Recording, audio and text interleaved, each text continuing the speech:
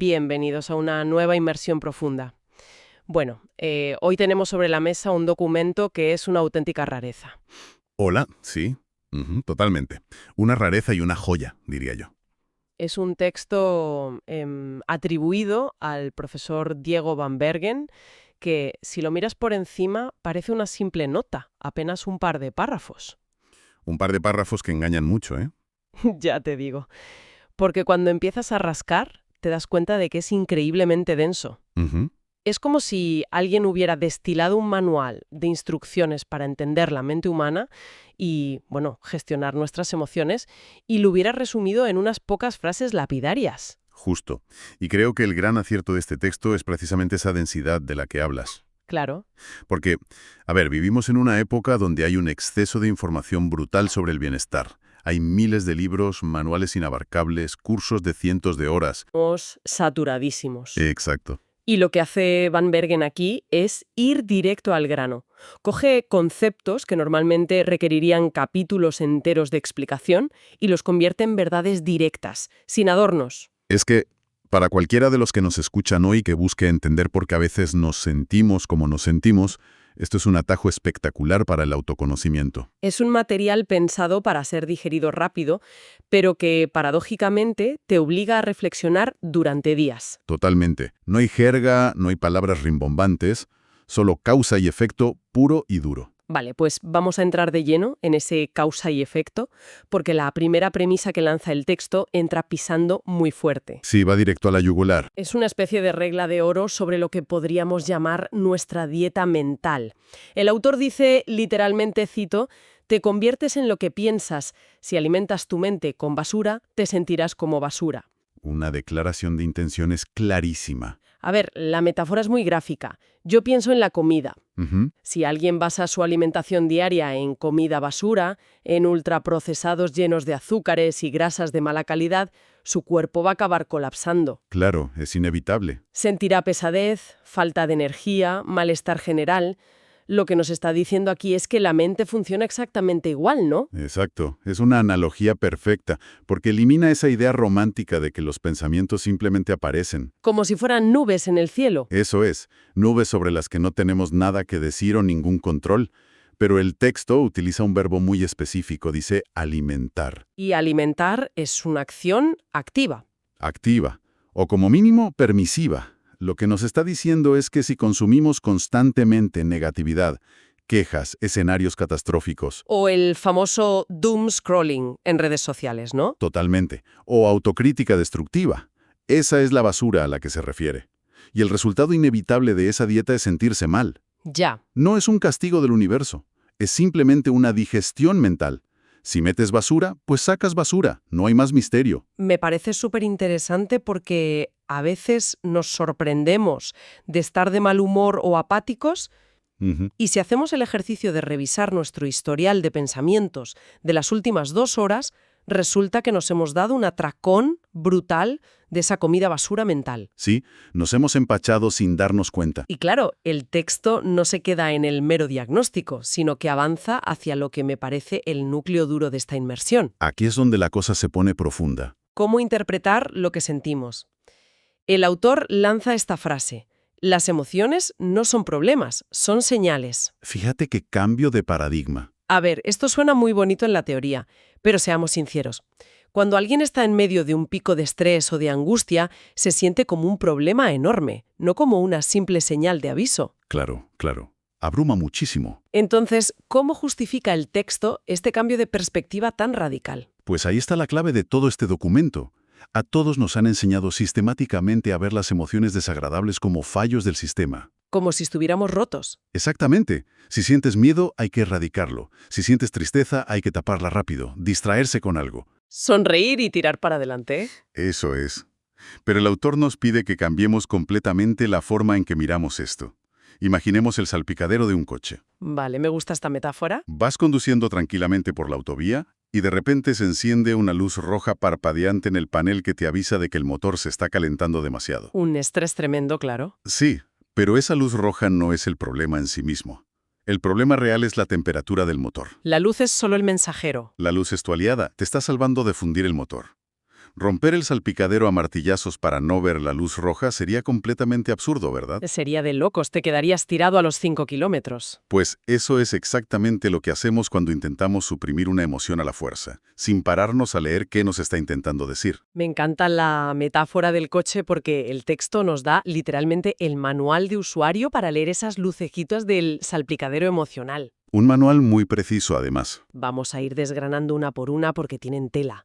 Empecemos por el miedo. Adelante. El profesor escribe, el miedo demuestra la limitación. A ver, normalmente vemos el miedo como un muro gigantesco que nos paraliza. Como un defecto de fábrica, casi. Sí, un defecto que hay que ocultar a toda costa. ¿Qué significa exactamente en este contexto que es una limitación? Fíjate que al llamarlo limitación, le quita de golpe toda la carga dramática o moral. Ya no es que seas un cobarde. Exacto. No te está diciendo que seas débil o que haya algo defectuoso en ti. Te está dando un dato topográfico por seguir con las analogías espaciales. Un mapa. El miedo te está marcando exactamente dónde termina tu zona actual de capacidad o tu zona de confort. Es simplemente una frontera. O sea, si alguien le tiene pánico a hablar en público, por ejemplo. Perfecto ejemplo. El miedo ahí no es un monstruo que quiere destruirte frente a la audiencia. Es una señal parpadeante en el salpicadero que te dice, atención, en esta área concreta nos faltan herramientas, nos falta práctica o nos falta seguridad. Claro, reconocer ese límite no es rendirse ante él. Al contrario, es el paso previo y absolutamente necesario para poder cruzarlo. Si no sabes dónde está la frontera, ¿cómo te preparas para cruzarla? Es como un mapa que te dice, vale, hasta aquí llega lo conocido, a partir de aquí hay que ponerse a trabajar para expandir el terreno. Así es. Vale, el miedo lo compro totalmente, pero vamos con la siguiente emoción, que creo que tiene peor fama todavía en nuestra sociedad. La ira. Ah, la ira, la gran incomprendida. El texto dice literalmente, la ira te dice que límites se cruzaron y que necesitas trabajar. Una definición brillante. Me vas a perdonar, pero cuando vemos a alguien tener un ataque de ira, lo que parece desde fuera es una rabieta monumental, una pérdida de control total y absoluta. Desde luego, a menudo se manifiesta así. Entonces, ¿cómo pasamos de ver la ira como algo puramente destructivo a verla como este detector de límites tan sofisticado? Es que solemos confundir la señal con la mala gestión de la señal. Ah, eso es importante. Lo que el texto plantea es brillantemente simple. La ira funciona como un perro guardián en la puerta de tu casa. Un perro guardián. Sí, si el perro ladra ferozmente, no es porque el perro esté loco, es porque alguien ha saltado la valla de tu propiedad. Ha invadido tu terreno. La emoción de la ira surge precisamente cuando algo o alguien ha cruzado una línea roja para ti es importante. Un valor fundamental. Un valor, tu nivel de respeto exigido, tu tiempo personal, tu espacio físico. La ira te avisa de esa intrusión. Y fíjate que la segunda parte de la frase es la verdaderamente útil.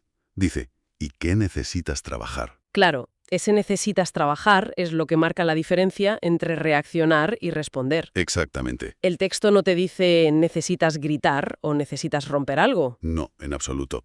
El trabajo consiste en restablecer ese límite que ha sido vulnerado. Poner la valla de nuevo. Eso es.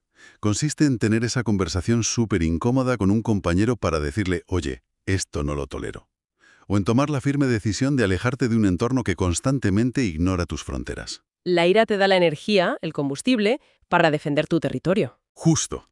Te da el empuje, pero el trabajo de albañilería, por así decirlo, es tuyo. Si solo te limitas a gritar y no restableces el límite real, la luz roja de la ira seguirá encendida en tu salpicadero indefinidamente. Qué potente es verlo así.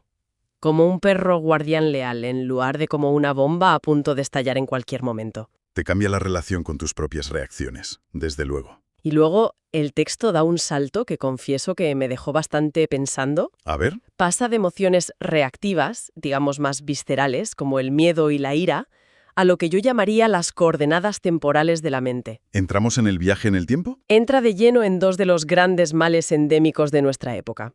Cito textualmente. La ansiedad significa que estás atrapado en el futuro. Si estás deprimido, estás atrapado en el pasado. Es una definición demoledora por lo precisa que es. Es decir, convierte la ansiedad y la depresión así en un problema físico, de estar en el tiempo equivocado. Yo pondría el foco en esa palabra clave que usa el autor. Atrapado. Atrapado, sí. No dice que estés haciendo una visita turística rápida al futuro para planificar tu semana laboral o tus vacaciones. Eso sería previsión. Eso es sano. Dice que estás atrapado. La ansiedad bajo este prisma que nos propone Van Bergen es la mente intentando desesperadamente resolver problemas que todavía no existen. Es un agotamiento constante. Es estar calculando todo el rato, ¿y si pasa esto? ¿Y si me echan del trabajo? ¿Y si el análisis médico sale mal? Toda tu energía vital, toda tu capacidad de procesamiento, se está gastando en un tiempo, el futuro, que es como un holograma. No tiene consistencia. No es real aún. No puedes tocarlo, no puedes operarlo. Y con el pasado ocurre exactamente lo mismo, pero en la otra dirección temporal, ¿no? Exactamente la misma mecánica. Si estás atascado ahí, estás intentando cambiar el guión de una película que ya se ha estrenado ¿Que ya está en los cines? Sí, y que por mucha vuelta que le des, ya no se puede reeditar. tal cual. La depresión, o esa rumiación profunda de la que habla el texto, viene de esa incapacidad de soltar lo que ya ocurrió. De aceptar que ya pasó. Te quedas reviviendo aquel error de hace 10 años, aquella conversación que salió mal con un familiar, aquella pérdida. En ambos casos, ya sea viajando frenéticamente hacia adelante o estancándote hacia atrás, el síntoma claro es estar viviendo en un tiempo que no existe. Mientras la vida real, el presente, se te escurre entre los dedos sin que te des ni cuenta. Se te pasa por delante mientras miras a otro lado. Y eso nos lleva de forma supernatural a la resolución que plantea el autor para todo esto.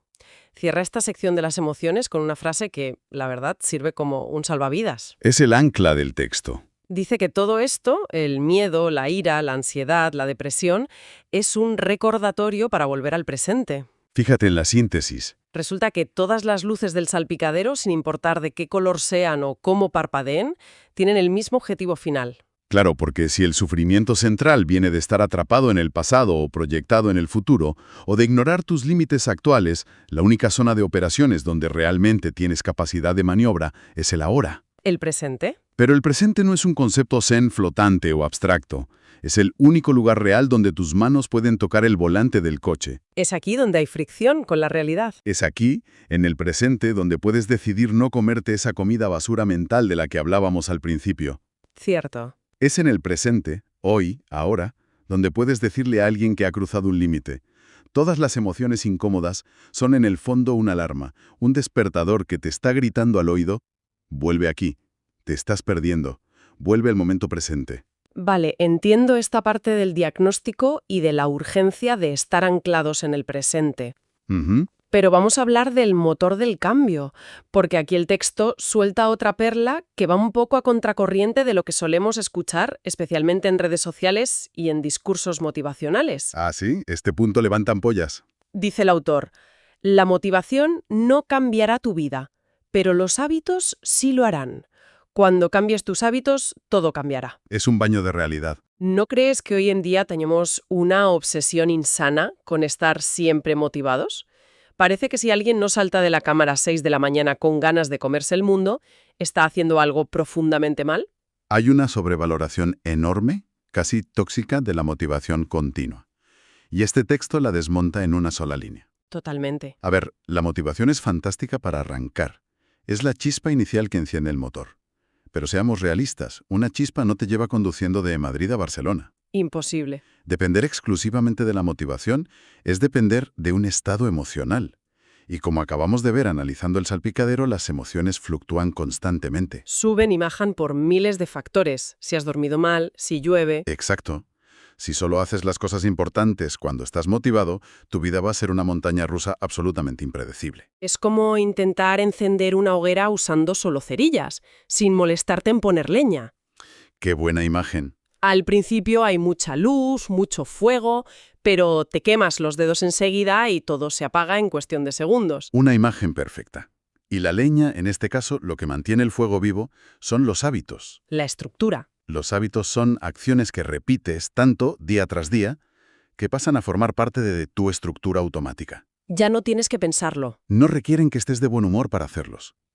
El hábito es atarte las zapatillas para ir a correr a las 7 de la mañana en pleno noviembre, aunque esté lloviendo a cántaros y no tengas ni la más mínima motivación para salir. Lo haces porque es lo que haces, no porque te apetezca. Por eso el texto es tan categórico al afirmar: cuando cambies tus hábitos todo cambiará, porque estás cambiando tu arquitectura diaria, los cimientos, no solo persiguiendo un estado de ánimo pasajero.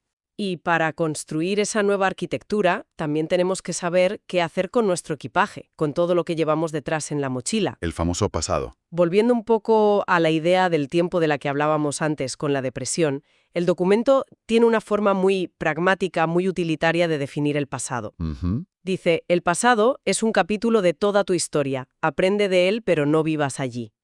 Es la misma idea de no quedarse atrapado, pero usando la metáfora de un libro. Es que piensa en cómo leemos cualquier libro. Imaginemos que llegas a un capítulo que es especialmente triste, desgarrador, o incluso al revés, que es el mejor capítulo, el más feliz de toda la novela. Vale, Si te quedas atascado leyendo esas mismas páginas en bucle, una y otra vez, negándote a pasar la hoja, la historia se muere ahí. No hay más libro. la historia se detiene por completo. El texto te dice, aprende de él. Es decir, coge la lección, subraya lo que necesites recordar para el futuro, pero pasa la página. Hay que seguir leyendo. Vivir crónicamente en ese capítulo anterior te imposibilita físicamente escribir o experimentar los siguientes capítulos de tu vida. Totalmente. Un libro que se queda atascado en el mismo capítulo, abierto en la mesa, al final solo sirve para acumular polvo. Una lástima, sí. Y fíjate, justo después de hablar de cómo lidiamos con nosotros mismos y con nuestro propio pasado, el autor entra en un terreno bastante más pantanoso. Las relaciones interpersonales. ¿Cómo lidiamos con los demás? Y aquí suelta la directriz que personalmente confieso que más me ha costado tragar de todo el análisis. Es que escuece.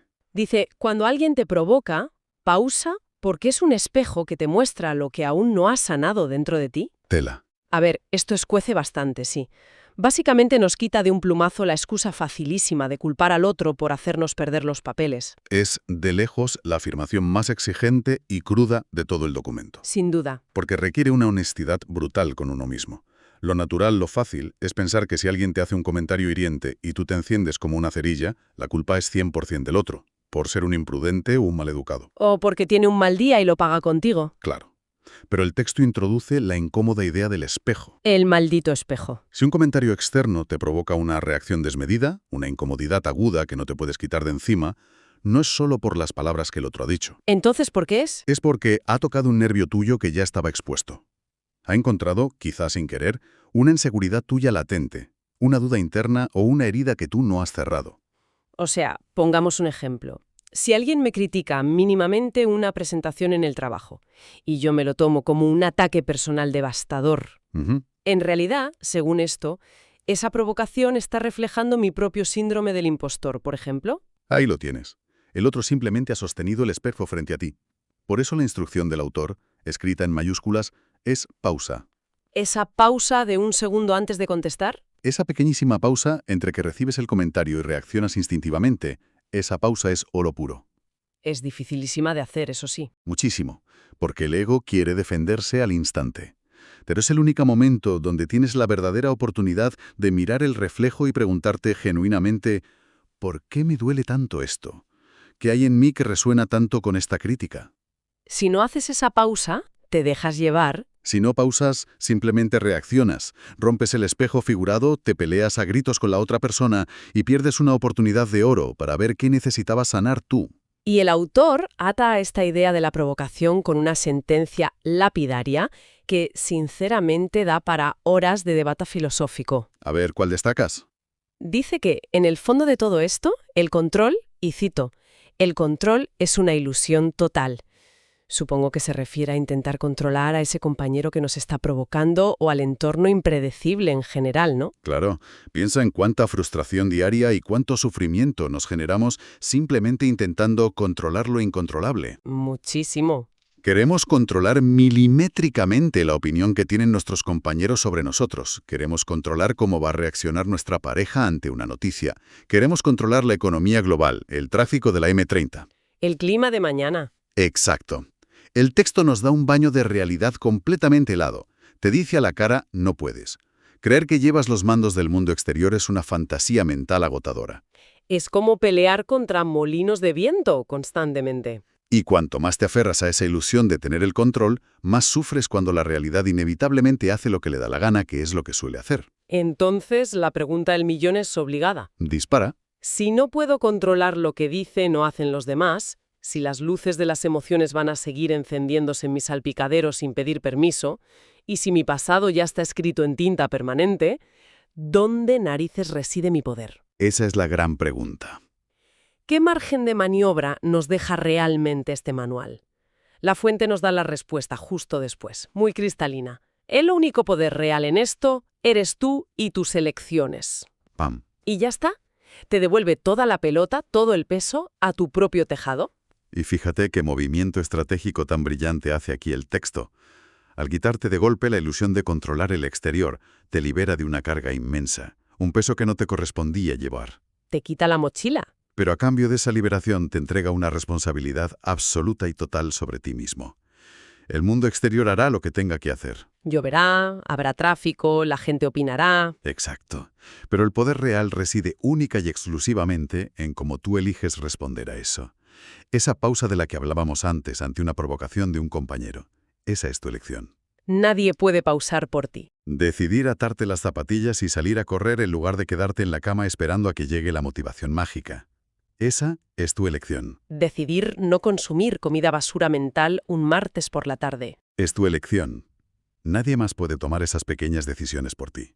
Frente a un entorno que es por naturaleza caótico, tu capacidad de elegir tu actitud y tu acción es tu única área de soberanía absoluta. Es como si el profesor Van Bergen estuviera diciendo a quien nos escuche: deja de intentar vaciar el océano con un cubo de playa y céntrate en gobernar tu propio barco. Una gran analogía. Me parece fascinante. Y para rematar esta inmersión profunda, el texto nos regala lo que yo llamo la ecuación final. El resumen maestro. Es un resumen que parece una fórmula matemática impecable. Dice así: y al final del día es muy simple. Tus pensamientos dan forma a tus hábitos, y esos te construyen, y tus elecciones te definen. Maravilloso. Es una cascada lógica perfecta que empieza en algo casi microscópico e invisible y acaba construyendo a una persona entera frente al mundo. Es el broche de oro definitivo del autor, porque agrupa todo lo que hemos ido desgranando hoy. Empieza en el primerísimo punto que comentamos, la dieta mental. Los pensamientos. Esos pensamientos, si los sostienes en el tiempo, poco a poco van dictando la forma en que actúas de manera automática cada día, que son tus hábitos. Claro. Y como ya establecimos que los hábitos son la infraestructura base de la vida, esos hábitos acaban construyendo la casa en la que habitas, tu carácter. Te construyen. Pero la pincelada final es vital. Son tus elecciones deliberadas en esos momentos críticos, de encrucijada, cuando decides hacer una pausa frente al espejo, cuando decides leer la señal de la ira y poner un límite sano. Son esas elecciones las que acaban definiendo tu identidad de forma definitiva. Es una hoja de ruta brutal. Estoy segura de que cualquiera que nos acompañe hoy y que realmente aplique esto puede pasar del victimismo absoluto a ser el autor consciente de su propia vida. Sin lugar a dudas. Simplemente entendiendo que el control no está fuera, en los demás, sino que está en ese panel de instrumentos interno. Totalmente. Y creo que todo este análisis nos deja una reflexión final muy potente. Algo que dejar flotando en el aire para que cada uno le dé vueltas. A ver, cuéntanos. Si aceptamos esta ecuación final que dice que nuestras elecciones nos definen y que todo ese enorme edificio personal se sostiene sobre los cimientos microscópicos de nuestros hábitos y nuestros pensamientos cotidianos, deberíamos pararnos a pensar en algo muy concreto. Te escucho. ¿Qué ocurre cuando nos damos cuenta de que el simple acto de elegir en qué pensar en este preciso instante, ahora mismo, es de hecho la única libertad absoluta que realmente poseemos en el mundo? Madre mía. Vaya cierre. Es una idea para quedarse mirando por la ventana un buen rato y preguntarse seriamente a qué le estamos prestando atención justo ahora. Desde luego que sí. Ha sido un lujo destripar este texto paso a paso. Esperamos que todos los que nos han acompañado se lleven hoy un panel de control emocional muchísimo más afinado y sobre todo que empiecen a utilizar esas señales a su favor en el día a día. Mil gracias por compartir este rato con nosotros en Los Entresijos de la Mente. Un abrazo fuerte, elegid bien vuestros pensamientos y hasta la próxima inmersión profunda.